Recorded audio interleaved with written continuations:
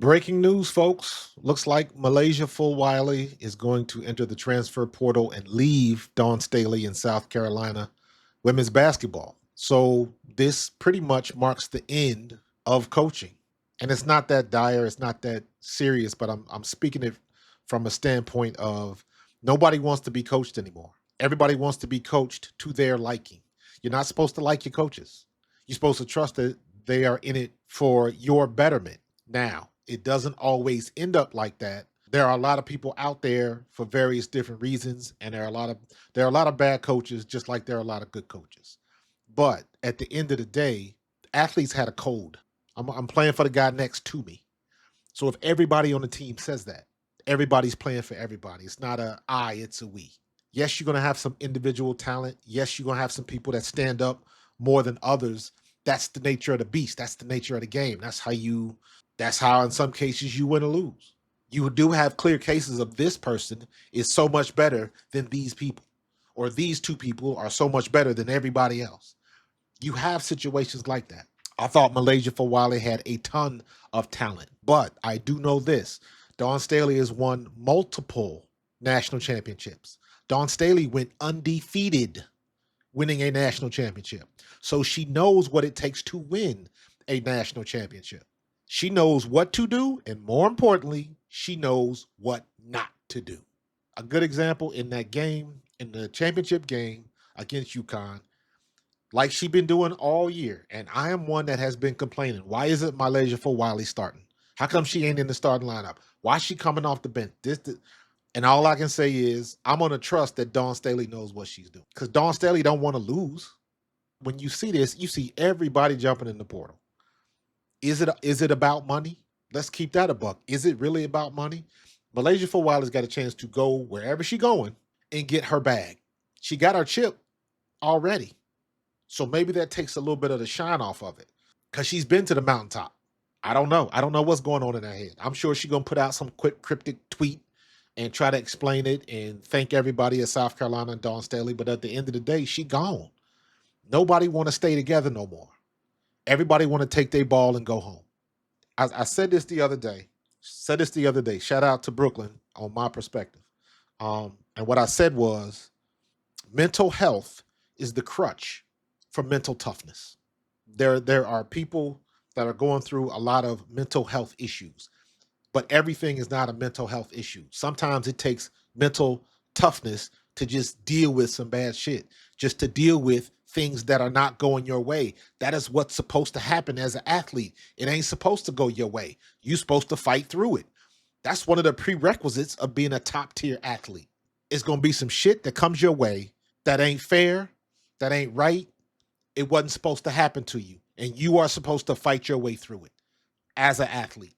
You ask any pro athlete in any sport, soccer, football, basketball, baseball, hockey, tennis, golf, whatever.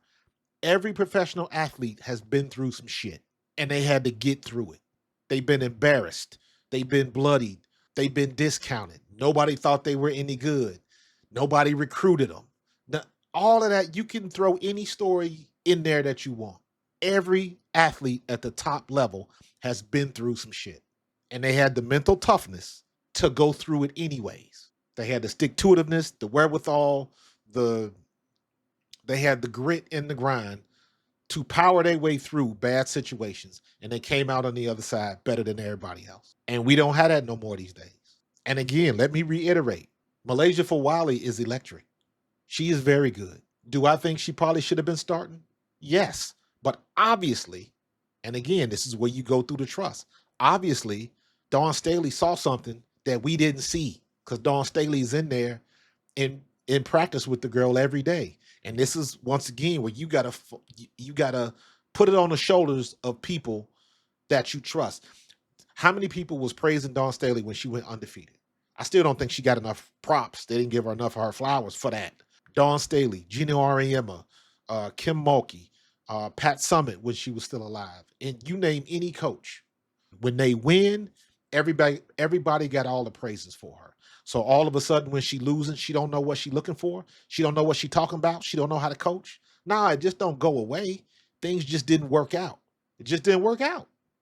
The mental toughness is something that is lacking in today's athletes. And it's not just Malaysia, it's everywhere. Olivia Miles, gone. Malaysia, gone. All these other is so many athletes, I can't even name them all. They jump and ship. When the going gets tough, the tough get in the transfer portal. That's what it seems like these days because everybody's doing it. Now it's is this AAU all over again, except now you're getting paid? We're just going to put the best team together and see how it works. And you leaving it up to the athletes to choose which team they want to go to. So I hope she got her bag. Depending on where she ends up, I don't know if she's going to be any good at that new spot. I don't know if Olivia Miles is going to be any good at TCU. And when I say any good, they still good. They still great basketball players. But are they going to have a team together that's going to be able to achieve the ultimate goal? Dawn Staley is a big away, in my opinion. They didn't lose that game. UConn just was the better team, period.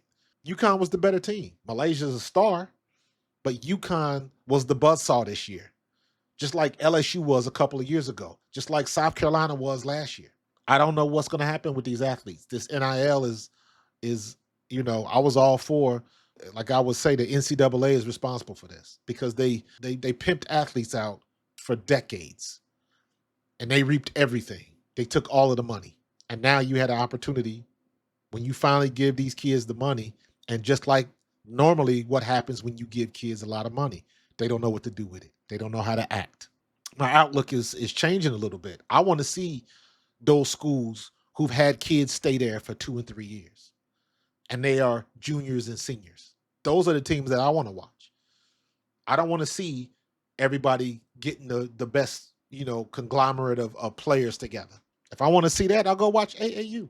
We'll be watching to see where MiLaysia, where she ends up. And then I'm telling you what, I said this when I talked about my video about Olivia Miles. Next year, the NCAA women's game, it's going to be crazy, and everybody's going to be watching because everybody wants to see what these teams are going to look like. I'm saying it now, May 11th. I want to see how many times TCU is going to be on TV next year. I want to see how many times UConn is going to be on TV next year. All of these teams and all of these players that are transferring, let's see how they shake out and where they end up. And then next year, we're going to see how many times those teams are on television.